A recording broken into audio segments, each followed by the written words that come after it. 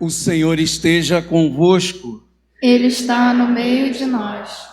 Proclamação do Evangelho de Jesus Cristo, segundo Marcos. Glória a vós, Senhor.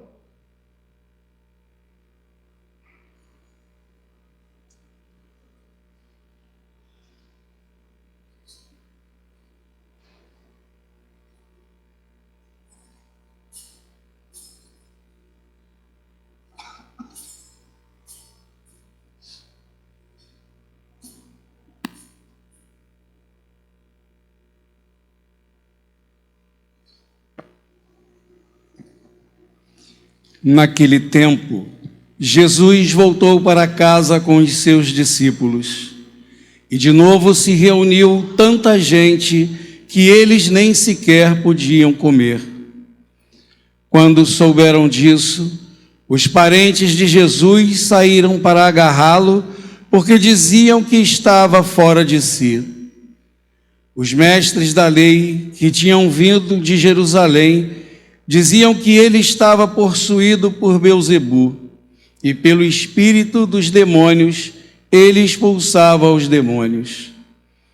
Então Jesus os chamou e falou-lhes em parábolas. Como é que Satanás pode expulsar a Satanás? Se um reino se divide contra si mesmo, ele não poderá manter-se.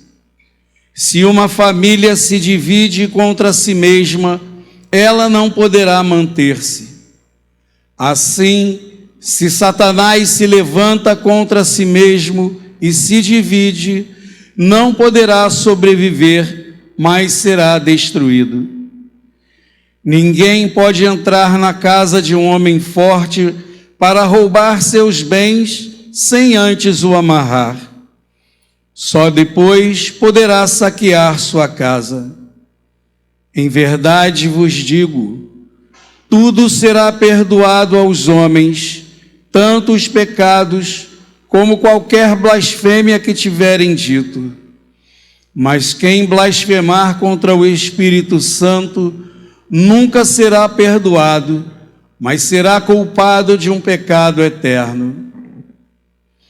Jesus falou isso porque diziam: ele está possuído por um espírito mau. Nisso chegaram sua mãe e seus irmãos. Eles ficaram do lado de fora e mandaram chamá-lo. Havia uma multidão sentada ao redor dele. Então lhe disseram: tua mãe e teus irmãos estão lá fora à tua procura. Ele respondeu: quem é minha mãe e quem são meus irmãos? E olhando para os que estavam sentados ao seu redor, disse: aqui estão minha mãe e meus irmãos. Quem faz a vontade de Deus, esse é meu irmão, minha irmã e minha mãe. Palavra da salvação. Glória a vós, Senhor.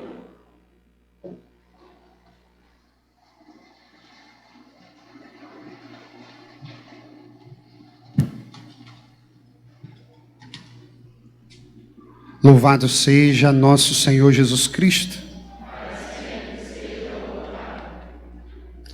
Gostaria que você dedicasse toda a tua atenção, tudo que você pode trazer agora de concentração, e colocasse diante desse momento celebrativo. Nada mais é importante do que agora o que nós vamos ouvir. Pai, nós te agradecemos e bendizemos, porque hoje recebemos do céu para nós o recado de que o Senhor quer nos salvar. É para nós um sinal de cuidado, de carinho, mas acima de tudo, a tua palavra ela sempre foi lâmpada para os nossos passos.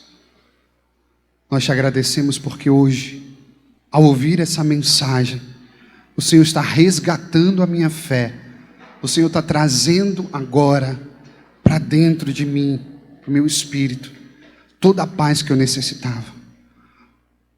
De antemão nós já dizemos obrigado, porque essa palavra era tudo aquilo que eu precisava ouvir. E nós vamos sair hoje dessa igreja, Pai, com a certeza de que nós não estamos caminhando de forma isolada, mas o Senhor caminha conosco. O Senhor está conosco. E prova disso é que, de fato, tudo que o Senhor tem para nós nesta mensagem está acima das nossas expectativas humanas. O que o Senhor traz para nós nessa mensagem eleva, é muito mais além do que aquilo que a gente queria. Obrigado, porque o Senhor nos forma. Obrigado, porque o Senhor nos alimenta. Obrigado, porque o Senhor nos direciona assim. Em nome do Pai, do Filho e do Espírito Santo. Amém. Meus queridos irmãos, nós voltamos a esse tempo que é um tempo de profundo crescimento para nós católicos, cristãos. Um tempo comum, é um tempo em que nós somos convidados a observar o movimento do nosso crescimento espiritual. E hoje, no 10º domingo do tempo comum, a liturgia traz para nós algo que é muito prático. Todos nós estamos nos desenvolvendo na nossa caminhada. E existem situações que, infelizmente, ainda nos tiram da presença de Deus, né? Tem coisas que, seja lá no trânsito, no trabalho, né? Seja lá, até mesmo dentro de casa, infelizmente, aí você fala assim, nossa, saí da graça, saí da presença de Deus. Né? Quem que nunca experimentou situações que tirassem a gente do sério e que depois a gente fosse, poxa, desculpa, eu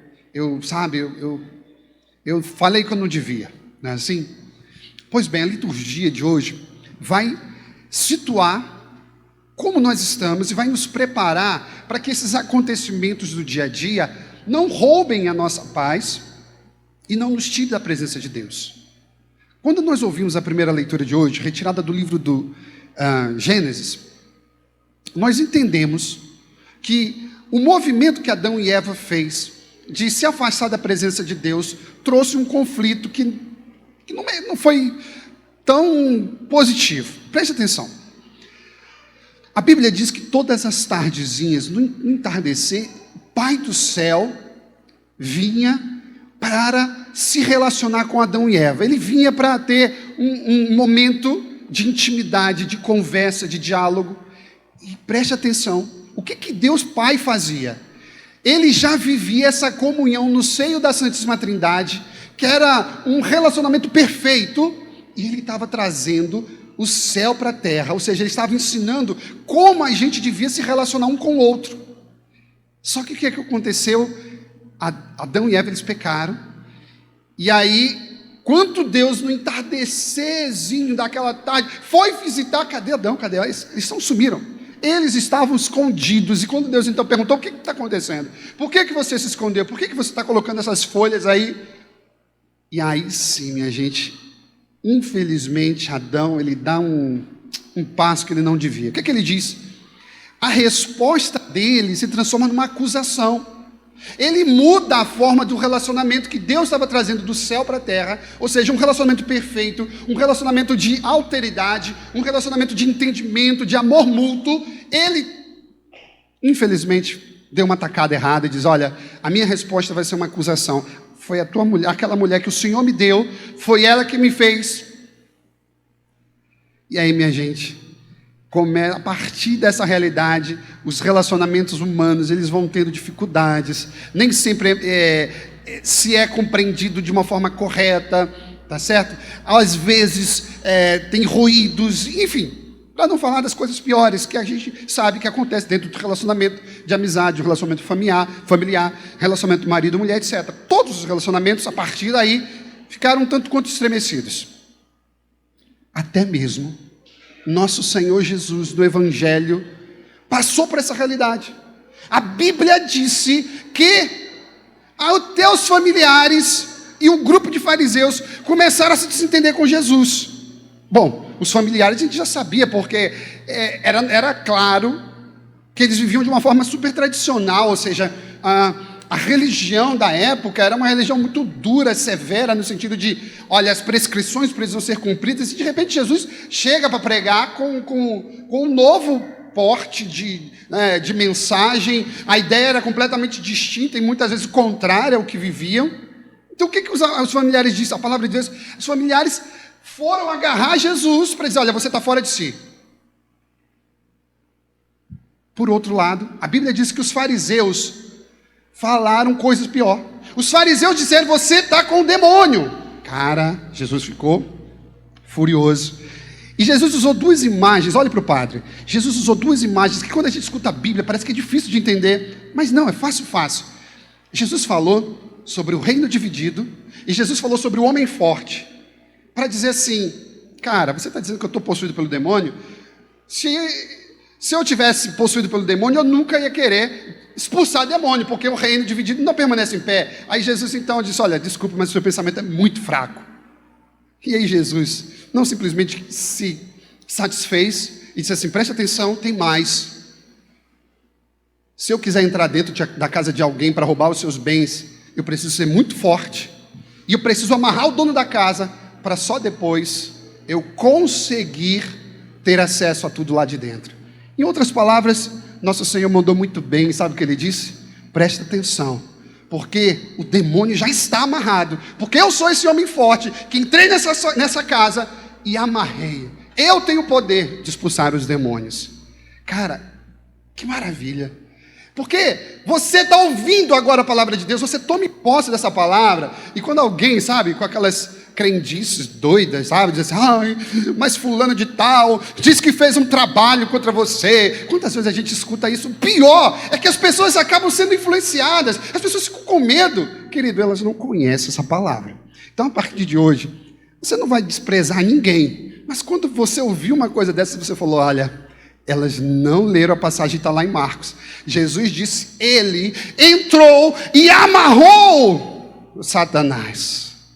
Ou seja, quando você ouvir assim, alguém diz assim, olha, tá assim, sabe por quê? Fizeram um trabalho.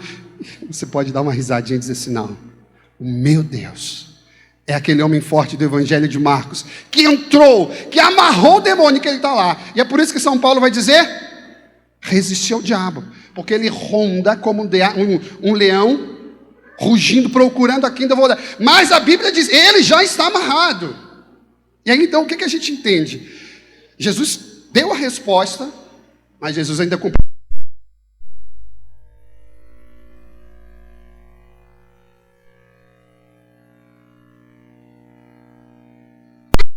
Espírito Santo. Beleza, você já entendeu isso? O que aconteceu logo em seguida? Marcos vai dizer, olha, a família de Jesus veio, e Jesus então disse, olha, desculpa, mas entenda que quem é minha família, meu pai, minha mãe, meus irmãos, são todos aqueles que fazem a minha vontade. E diferentemente do que muitas vezes a gente escuta dizer que ele está menosprezando a virgem, ou... Não, pelo contrário, ele está fazendo um grande elogio a cada um de nós que estamos lutando para viver a palavra. Ou seja, ele está falando assim, olha, você que está se esforçando em cumprir a palavra, eu estou elevando o teu nível, porque para mim, o que mais importa é aquele que cumpre a vontade do meu Pai do céu. Cara, que interessante. Porque Deus está dizendo para mim e para você que Ele se importa com a gente. E se a gente parasse aqui para a gente fazer um balanço da reflexão, a gente já vai entender o que a liturgia está querendo orientar para a nossa vida pessoal. Adão e Eva, eles não conseguiram resistir à tentação e aquilo foi capaz de retirá-lo da presença de Deus. A Bíblia está dizendo que a figura de Jesus foi aquele que também teve diversas tribulações, mas ele se manteve firme, robusto, diante da missão. O que a gente precisa organizar dentro do nosso pensamento e do nosso coração? Cara, todos nós, diariamente, experimentamos situações, pessoas que até com boa vontade nos tiram mesmo da presença, ou tentam nos tirar da presença de Deus. Situações às quais nós não temos o controle. Quando a gente recebe, por exemplo, a notícia de uma enfermidade, de alguém que a gente ama, que está entubado, por exemplo, são situações difíceis de a gente saber lidar, por exemplo, com a perda de alguém, com o desemprego. Porém, o que a Bíblia hoje quer lembrar é que a gente não pode, por causa disso tudo, se desesperar e sair da presença de Deus. Padre, aonde que a gente vê isso na liturgia da palavra? na segunda leitura. E é tão bonito, porque Paulo, e aqui está o centro da mensagem de hoje, aqui está o centro da mensagem de hoje. Paulo vai dizer, olha, enquanto o homem exterior, ele vai se consumindo, preste atenção, aqueles que não saem da presença de Deus, eles no seu interior vão crescendo, eles vão ficando fortes, eles vão se robustecendo. O teu exterior pode ser que está ficando decaído, mas o teu interior, enquanto você está sendo fiel, enquanto você está buscando o Senhor, ele vai se fortalecendo.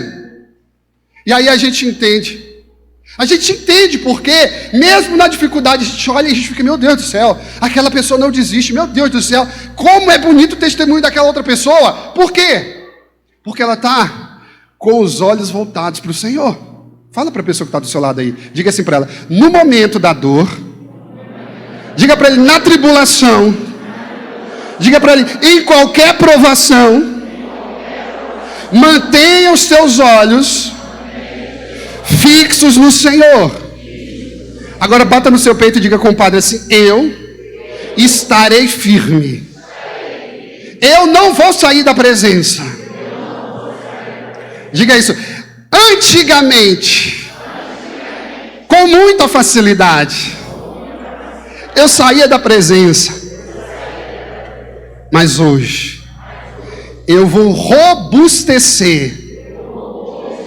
Diga assim, eu vou ficar mais forte interiormente. Amém? Olhe para o Padre, eu quero dizer para você porque que a Bíblia diz hoje, na segunda leitura, no versículo 17, é que o volume é muito pequeno. Olhe para o Padre, não perca isso. A Bíblia está dizendo que as tribulações, que os sofrimentos, eles são pequenos comparados à glória que Deus vai trazer para nós. Assim mesmo diz a Bíblia, com efeito, o volume é insignificante, é pequeno. De uma tribulação momentânea que acarreta para nós uma glória eterna incomensurável. Beleza, aí a gente pode parar e dizer assim, olha, todo mundo vai receber essa glória eterna, e eu posso dizer, infelizmente não. Por quê, Padre? Porque no versículo 18 existe uma condição para que você passe pelo sofrimento e entenda que ele vai ser pequeno e vai passar. Olha, tem pessoas que não conseguem vislumbrar isso, sabe por quê? Porque quando passam pela tribulação e pela dor, acham que aquilo é eterno. Mas se você observar os momentos mais lindos da sua vida, os momentos mais especiais, eles passaram.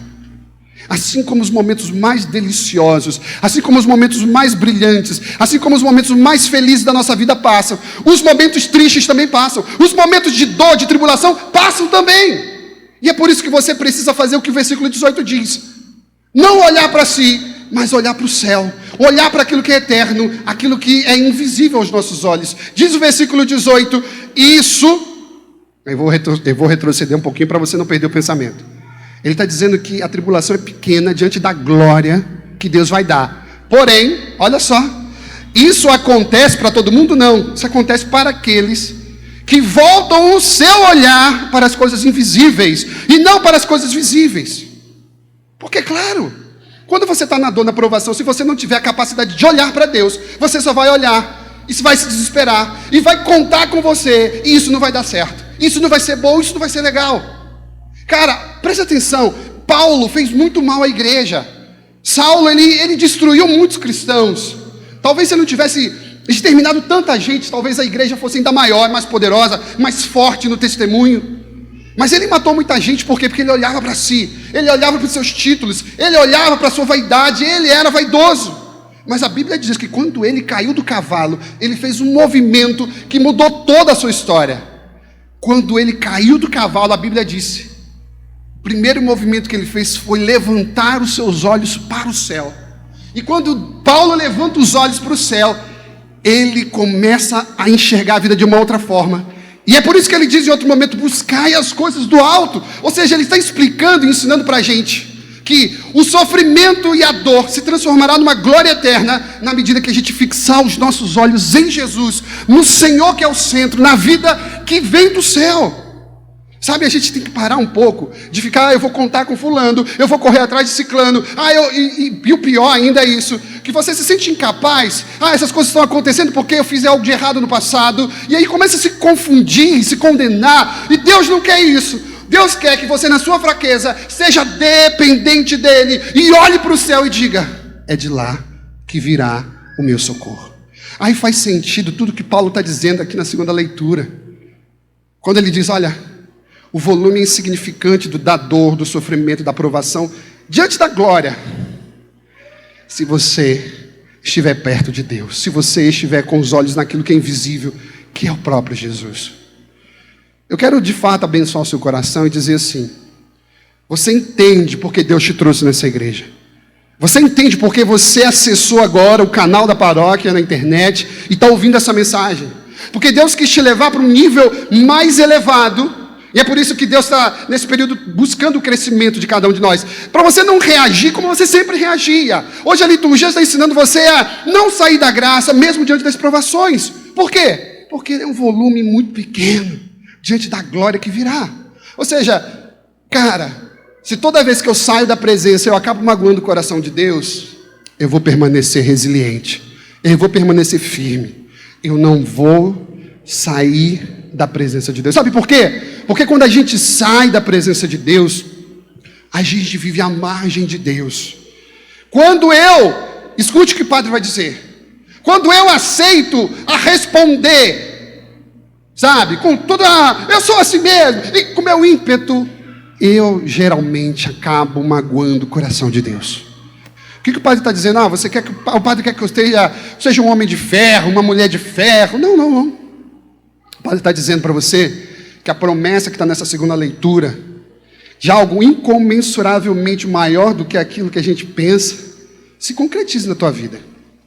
Não saia da presença. Porque eu entendo que é essa amizade que a gente tem com Deus que vai cumprir aquela palavra que diz: aqueles que viverem e morrerem comigo ressuscitarão.